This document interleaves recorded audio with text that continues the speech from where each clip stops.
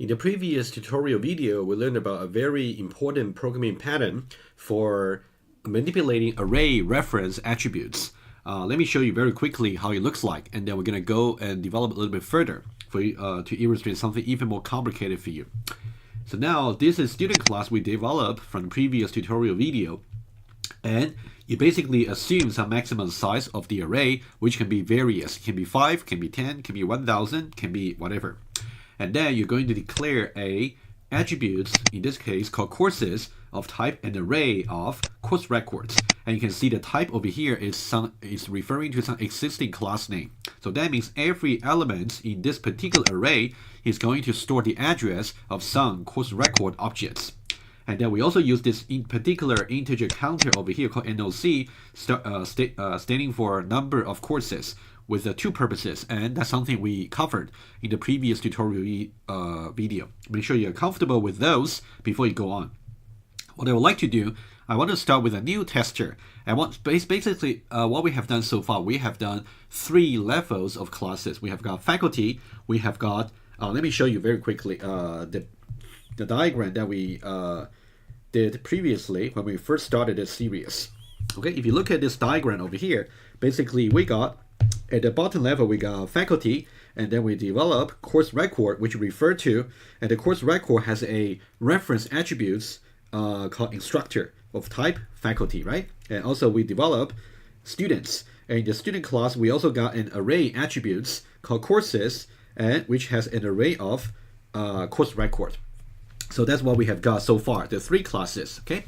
So now let's see how things can be interacting together. I would like to just start a new tester for the students and then try to really involve all the 3 kinds of objects all together and see how they look like all together, and especially how aliasing is going to work when these objects work together. Okay, that's what I would like to do. So let's go to Eclipse over here. So now let's go to Package Explorer. And then if you just right click on student tester over here and then say copy, and then right click on the package tests and then say paste. Okay, let's say we create a new class, student tester 2. Yep, that'd be good enough.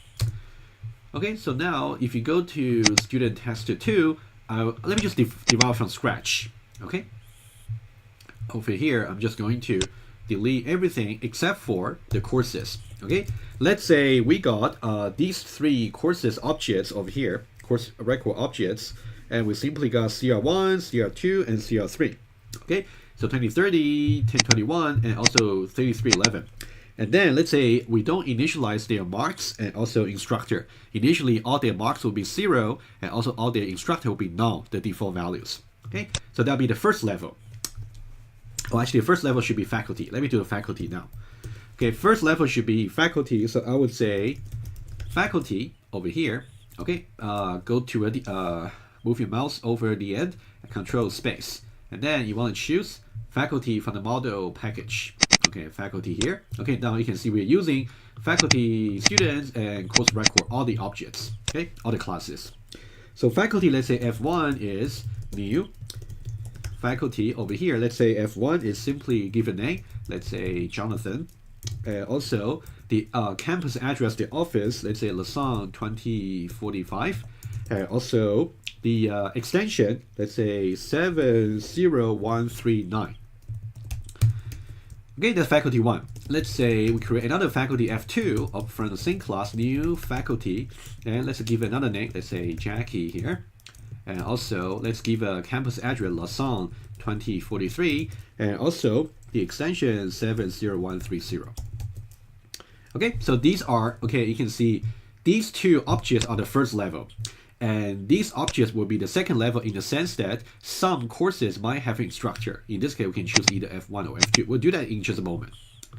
Okay, and then let's say the third level, we're going to have students, right? So let's put students into play. So students over here, we have got student, yes. So student, let's say S1 will be new students. And over here, we're just going to give a name for the students. Let's say for student 1, let's give a name, let's say Sunhei. Okay, and then we say students S2 over here, new students, let's give another name, let's say Jihei. Okay, it's 2 students over here, Sanhei and Jihei, so S1 and S2. So now, so far, how many new objects have we created? You can see, to see how many new objects you have, just look at how many times the new keyword you have used. 1, 2, 3, 4, 5, 6, and 7. So 7 objects in total. So now remember for this for the student objects we traced in the previous tutorial video, every time when you create a new student object, what you have to do in the constructor is you have to initialize the array for the courses for that particular context objects to be of the maximum number of courses size. In this case, it will be 5. Okay, that's what we learned from the previous video. Make sure you don't lose that. So what I will do now, I'll just show you very quickly on the iPad. So these are the 5 objects we have created. Okay, let me go over very quickly together with you. Okay, so now you can see that, let me just use yellow here. So at the first level, we got F1 and F2. So they are both faculties, right? Faculty objects over here. You can see Jonathan versus Jackie, the song 2025 versus the song 2043, extension here, extension here. Okay, just 2 different objects. And then at the second level, we got CR1, CR2, and also CR3, exactly like how we did in the code. Okay, so we got 2030, we got 1021, we got 3311. They are out of type course records over here, right? I showed different color just because they are different. They got different addresses. Initially, all their marks will just be 0, the default value. As for the instructor, I simply just don't put anything. Simply means they are null. Okay, just initially. And then we got S1 and S2. They store the addresses for 2 students objects over here. Okay, and we got a name, Sanhei and Jihei, as I wrote in the tester 2. And also initially the NOC number of courses will just be 0 because for both students they have not registered in any courses yet, so 0. And then for their courses array, it was simply pointing to some array over here of size 5 in both cases, right? So size 5, so all the indices you can use with 0 up to 4 inclusively. And then all the slots of the array will just be null. Okay, I just didn't put anything there just for simplicity, but they should be null. Okay, so that's kind of the beginning stage. So now what's really happening right now here is we created the 7 objects at the different levels. However, they have no connections to each other whatsoever. That's something we have to do. For example, we may have to set the instructor for some course to be some faculty member, and we may have to add one course to another to the students' registration list, right? So these are the 2 kinds of operations we can do. Let's set it up, and then we'll see what we can do. Okay, let me just do a line by line. Okay, let's say we set the instructor first. Okay, we can say the following. Let's say we want to see what course Jonathan has to teach. Let's say F1 dot, okay, actually it's over here. So if you want to set the instructor, you want to say, let's say for 2030 CR1, that's 2030, right? CR1 dot set instructor, let's say Jackie, let's say F2 over here, okay? And then we also got CR2, which is 1021, dot set instructor, let's say that to be Jackie as well. And then we can say CR3, the set instructor, let's say that's Jonathan. Okay, so these are the 3 things we can do. Okay, so now basically we're trying to link from course objects to faculty objects. Okay, conceptually that's what we're doing. Let's see exactly what how we can do it.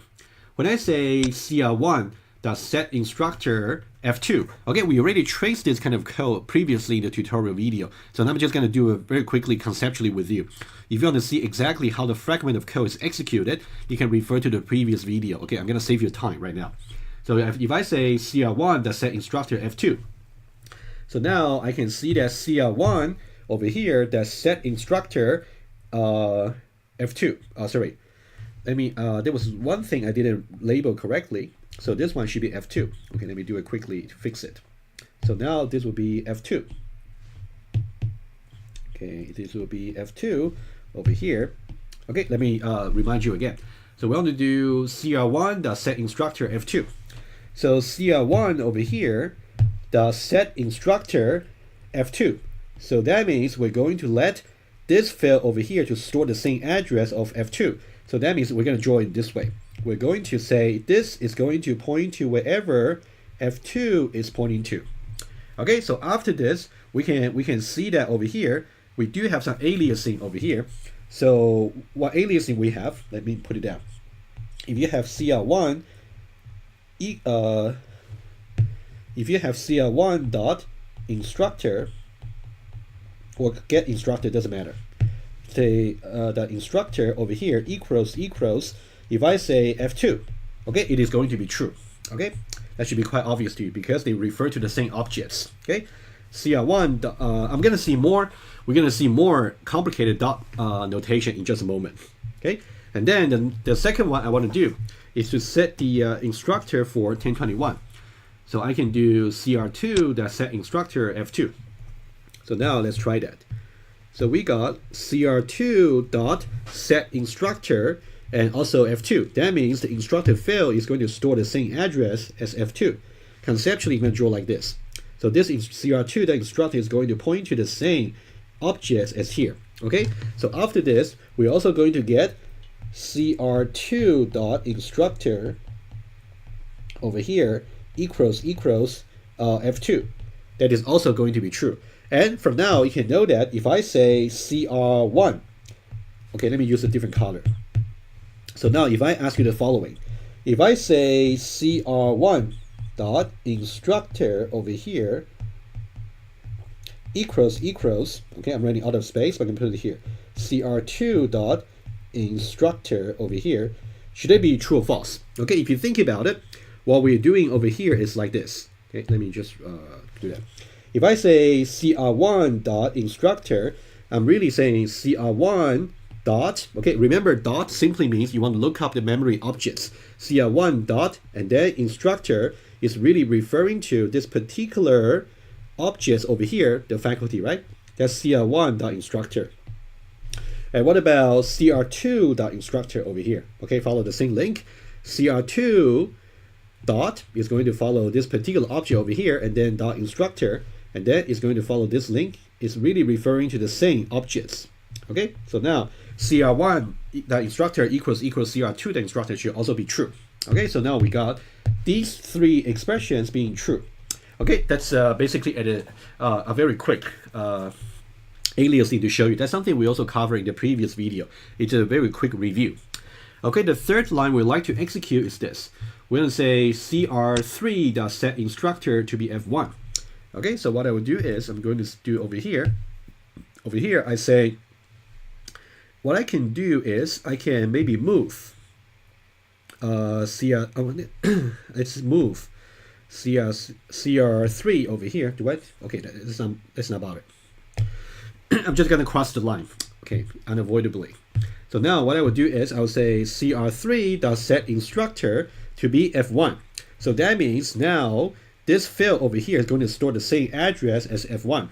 So now let me do it this way. It's now going to point to wherever f1 is pointing to, right? So now what aliasing do we have? So let me write it down here. So you got CR3 dot instructor over here equals f1. Okay, it's quite obvious they refer to the same objects, right? So now you can see that over here, CR3 over here, dot, look up this object here, instructor is going to refer to this particular object over here, dot instructor, so now it's this faculty here. Okay, now also we got F1. F1 is referring to just this object, so we know that these two expressions are the same. Okay, so now equals should be true. Okay, so this would be also true. Okay, you know what? To actually show you it's a different pairs of aliasing, what I can do is I can use a slightly different color to show you. Okay, just in case. Okay, you can see CR3 dot instructor. CR3 is over here. Dot instructor is going to refer to this particular object over here in orange. And then over here we got F1. So F1 is referring to this particular object which is the same. Okay, so now we got two pair of aliasing. Okay, so now this is also true. Okay, let's say true over here. Okay, a very quick question over here. What about if I say something like this? I'll put it here. If I say, how about here?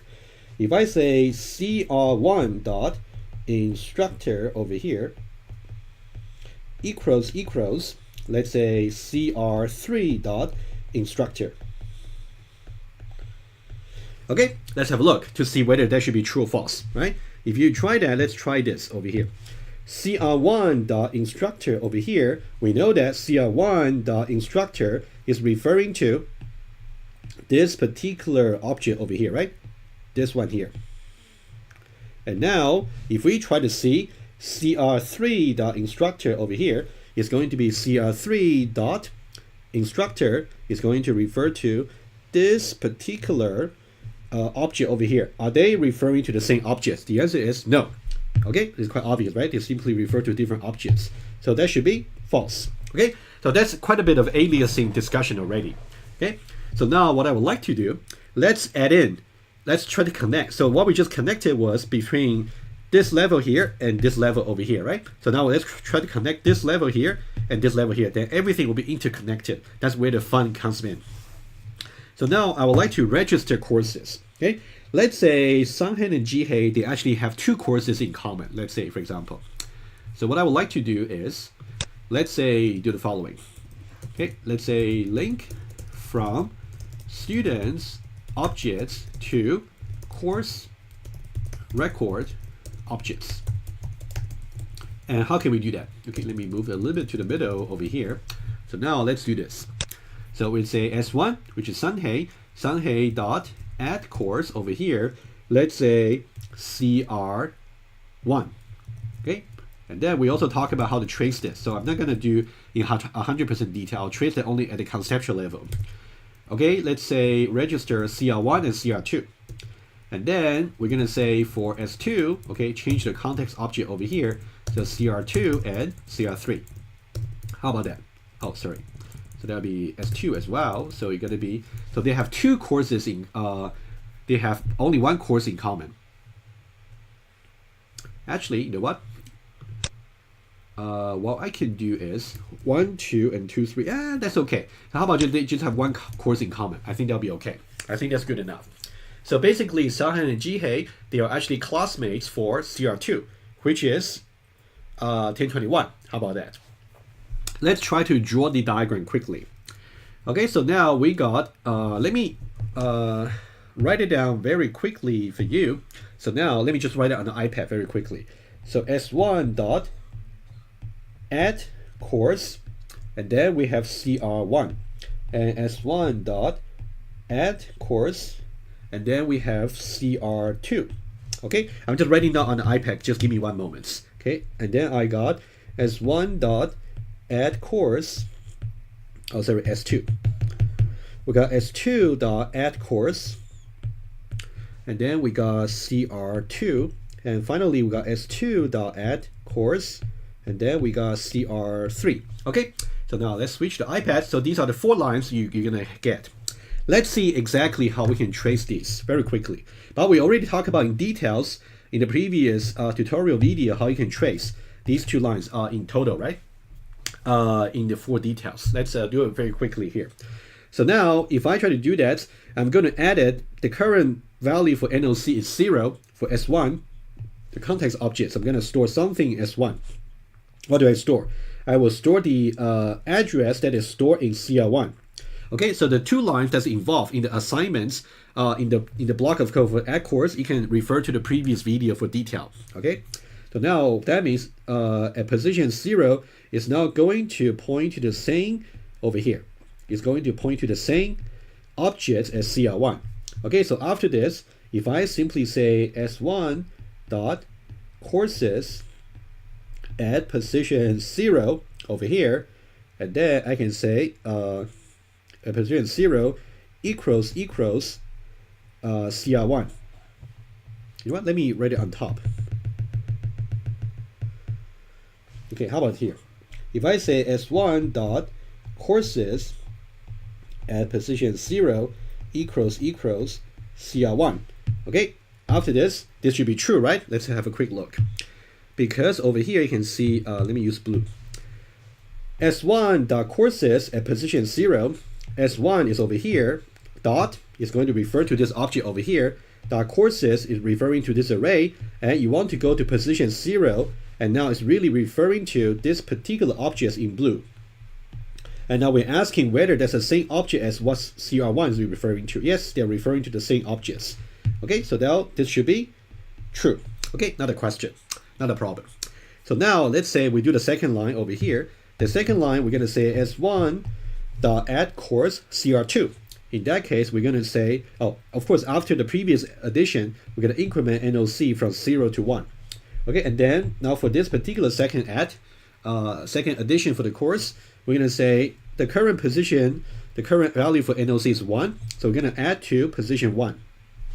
And then what should we add? We should basically assign this particular, we should let this particular slot store the value for the arguments over here, the input, which is CR2.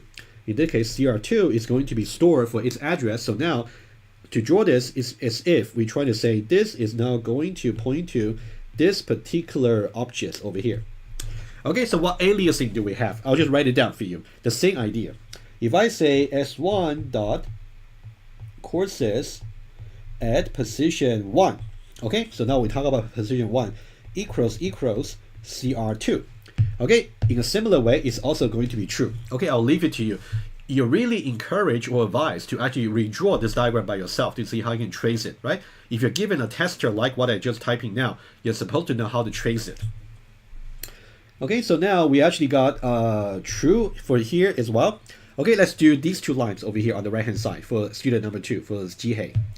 Okay, so now the first line over here, S2, which is a context object, we'll talk about different context object now. But we're calling the same block of code, but now just the context object is different. So we're going to replace every occurrence of this by S2. So now what we will do is, for the first one, we're going to store at the position of NOC value, which is over here. And then we're going to store what? Because the value for the input is simply CR2. So that means we're going to store CR2 address into that. Okay, what's going to happen is, okay, so now that means 0 over here. Let me just, can I draw it this way? That may be a little bit better. So now that means it's going to, I'm going to make a little bit more space over here so it can be a little bit easier for you to see. Okay, let me drag a little bit to the top.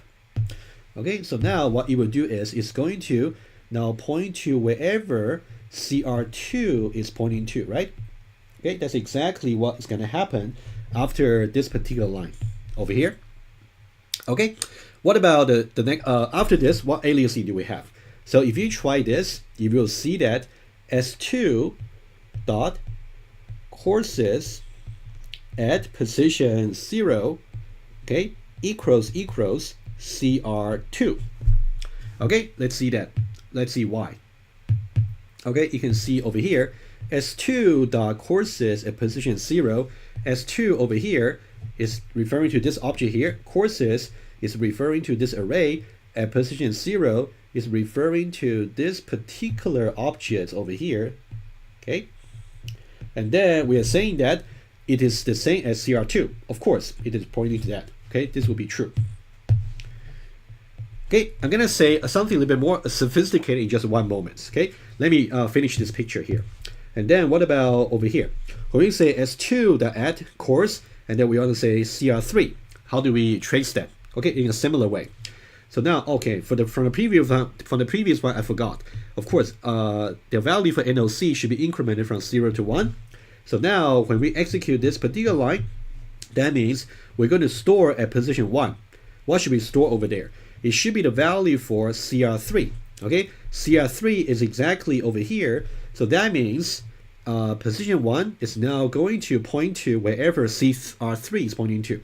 So now I'm going to draw it like that. So this is now going to point to over here exactly where CR3 is pointing to, right? Like that. Okay, so this is how we got the two arrows.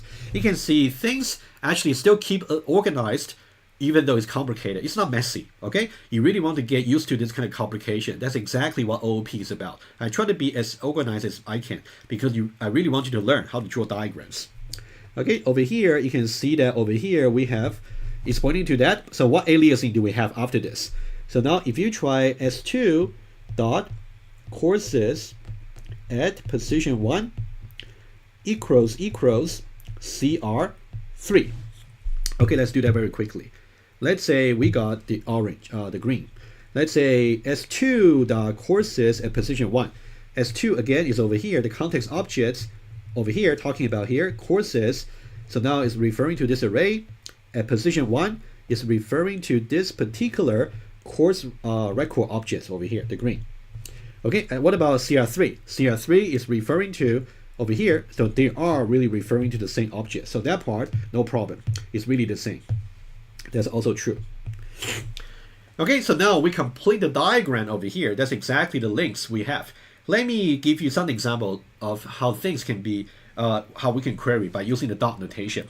Again, every time you use a dot notation, that means you want to follow the address that is stored in the context objects and go to that particular objects and then try to do something from there or traverse further.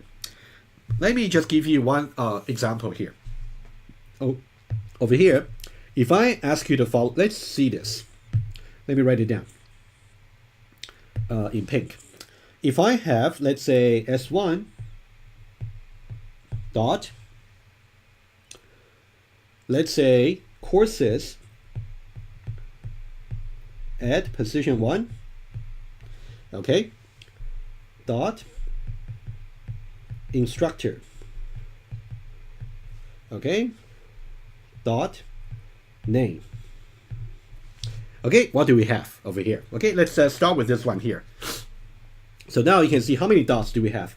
We have this dot over here, we have this dot over here, we have this dot over here. We got 3 dots. Okay, let's go all the way from S1 until where we should go. Okay, let's go to, let me use maybe some green over here. Okay, let's start with S1. S1, we start with this particular address for some student objects, and we see the dot over here. So that means we're going to follow that, the link, and we go to this particular student object here. Okay, that's what we have got so far. And for that particular object, we want to go to the courses array, the courses attribute, which is over here. So this is the courses attribute over here. And now we want to do some array indexing. So now we're going to go to index 1. So follow that array, go to the first element, and want to go to index 1. So index 1 is exactly over here. That's index 1. If you follow index 1 and then you say dot, that means go to the address that's stored in index 1. It's really pointing to this particular object over here. Okay, this object for the course record. Okay, this is so far when you say S1.courses1 is going to refer to this particular course record objects, and then I want to figure out the instructor for that. If I go for instructor, it's really referring to this particular instructor attributes, and then I say dot again. That means I want to follow again the link, right? If I follow that link over there, it's going to refer to this particular one over here. Okay, and now I want to say what's the name for that object there, and the name is simply just going to be Jackie over here. Okay, you can see. Let me just highlight the route that we have just gone through. We started with S1, and then we use the arrow, and we go to courses, and then we follow this arrow here. We go to index 1, we follow this arrow over here, and then we also go to the instructor, we follow this arrow over here. Finally, we go to the name attributes, and finally we get Jackie. So this will be Jackie. Okay, it's complicated, but it's not that hard to actually figure out, right? So you should what I expect from you. Later on, if I give you a complicated expression like this, I expect you to figure out exactly what they refer to. Okay, in this case, if I say system.out.println, I say s1.courses at position 1.instructor.name. Okay, I will expect that you tell me it's actually going to refer to Jackie, for example, over here. Okay, let me do one more to actually strengthen your understanding. Okay, let's do one more. Okay, so now if I do something like this, I want to show you another aliasing situation. Okay, another one. Okay, basically from this diagram over here, we know that the second course for Sunhei is the same course as the first course for Jihei. basically they're classmates, right? Somehow the position in their course array is different. Otherwise, they're really somehow refer to the same objects. Okay. So now I got 4 questions for you to answer. So now I started with a fresh page. It's basically the same as what we did just previously. So now I have a question for you. Of course, we can verify the answer using Eclipse, which I'll show you how you can verify that. Very easy. But I think it's more important, number 1, for you to draw a picture like this, what I'm showing right now. It doesn't have to be colored, but you must really get the links right. And number 2, once you draw the diagram, you should be able to really answer a question like a 1, 2, 3, 4 I'm putting right now. Okay? So now, for example, I'm going to write it down for you. Okay? You can type it as well in the tester. Okay? Of course, using the Eclipse to find out the answer for you is not that hard because it's really Eclipse that does the work for you. What I really expect from you is to really see how you can trace using the diagram like here. Okay? We'll get there. So now, first of all, let's try to type it out. So number 1, system.out.println over here, I would say s1 dot courses at position 0 over here. Okay, so now I want to get access to the array. So now to really allow this, let me just temporarily modify the attributes very quickly. Okay, but in the test, as I said, everything will be in the same package, so you don't have to worry. Let me just go back to my original classes over here. Can I just go to each one of them? Let's start from faculty over here. Can I just make everything basically public? Okay, just public over here. Public and also public for all the attributes. Okay, so let me just do not show. Continue. Okay, so now I have public over here. Can I also go to the course record class? And then I'm also going to have public for every one of them, okay? And then I will also go to the students, and also I will put the public for every one of them just for now, okay? It's just for me to easily to test, okay? For this course, you don't really have to worry about declaring as public or private. That's not the focus for this course. I want you to know exactly how variables work between the objects. So now if I go back to student tester 2 over here, so I can now type it out. Okay, s1 dot courses at position 0 equals s2 dot courses at position 1. Okay, that's number 1. Okay, number 2, s1 dot courses at position 1 equals s2 at position 0. Okay, number 3, s1 dot courses at position 2, s2 dot courses at position 2. Okay, finally, number 4, s1 dot courses at position 0 dot instructor. Okay, equals s2 dot courses at position 0 dot instructor. Okay, basically, again, you really want to feel comfortable about the dot notation. Whenever you got dot notation over here, we know that s1 is of type students. s1 dot courses will be of type array of course records. You go to a particular index, it's going to give you a course record. And then you go to the instructor for that, it's going to be the faculty. Okay? That's something you want to be able to figure out. So these are the 4. Okay? Before I run the Eclipse to verify the answer, I would like you to jot down exactly how you think the outputs might be for these 4 lines over here. Okay? Pause the video and then do it. Okay, so presumably you do the exercise. So now let's try to see. If I run it, we're gonna get false, true, true, true. Okay, let's see exactly if that's exactly what we will get. False, true, true, true. Okay, so now let me just write it down here for you. It's gonna be false over here, true, true, and also true over here. False, true, true, true. So now I will go to the tester over here. Oh, tester is already done. Okay, so what I will do is I will simply just go to over here. Okay, are we really going to get that answer over there? The first one, I'm just going to follow exactly the link. The first one, I'm going to use yellow. Okay, sorry. Let's say we go to s1.courses at position 0, right? Let's go step by step. S1, we start with here. Dot is going to follow this link, which is referring to this object over here. We go to the courses attributes, which is the courses attribute for this context objects, and go to index 0 for the array. So this is index 0 of the array. Okay, it's referring to this particular object over here, storing the address for this particular object. Now, what about S2? Now we start with S2 over here, and then dot is, we can follow the link over here. So we are talking about this object, context object here. Go to the courses array over here, go to the courses attributes, and now we go to position 1 of the array. So position 1 of the array is over here. So it's referring to this particular objects over here. So now, are these two yellow objects over here the same? No, they are not the same. They are different objects. So that is why equals comparison will give us false. Okay, this first output is actually makes sense. Okay, so now let's go a little bit further. Okay, let's now go to the second one. Let me use a different color. What about blue? Okay, so I'm gonna start with again S1 over here dot. So follow this link, this context objects.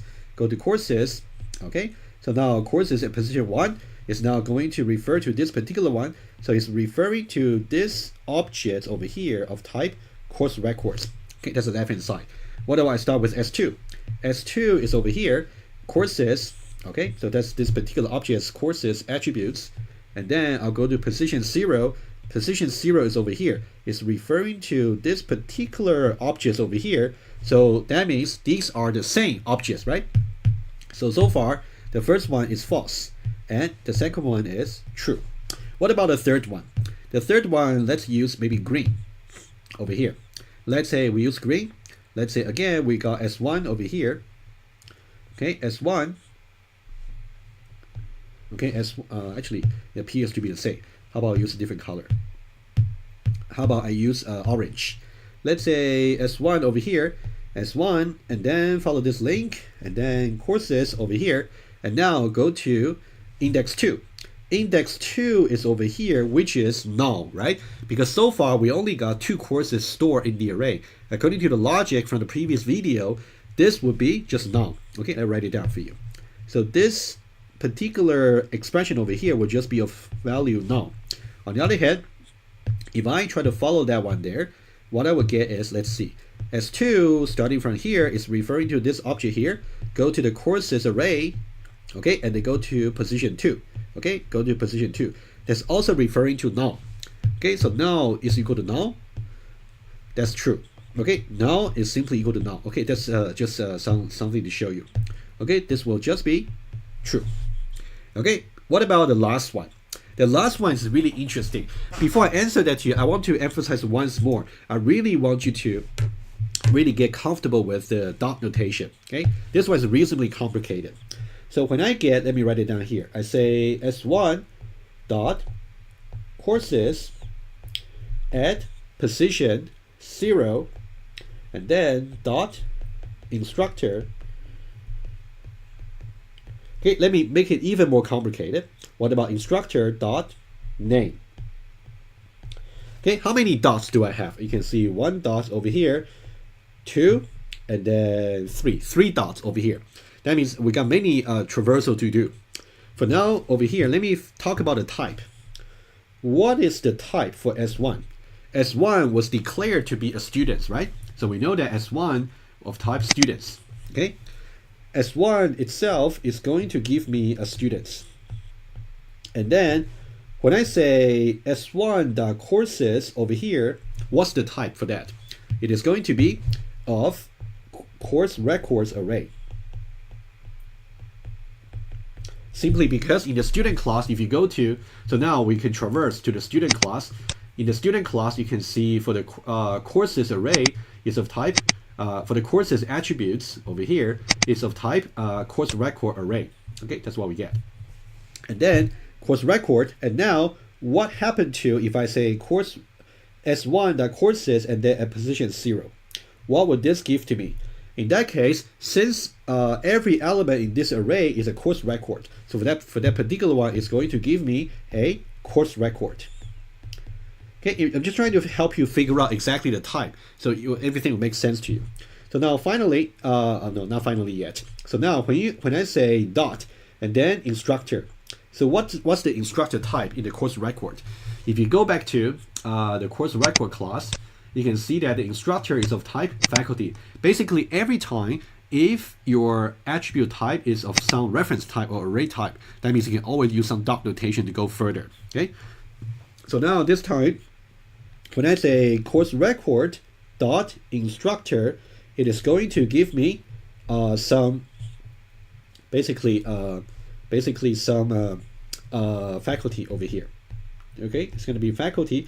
And finally, what's the type of that? If I try finally the line over here, what's faculty, and then what's the name attributes over here? If you go back to the name, the faculty class over here, you can see the name is of type string over here. So finally, you can see this complicated expression over here is going to give us type string.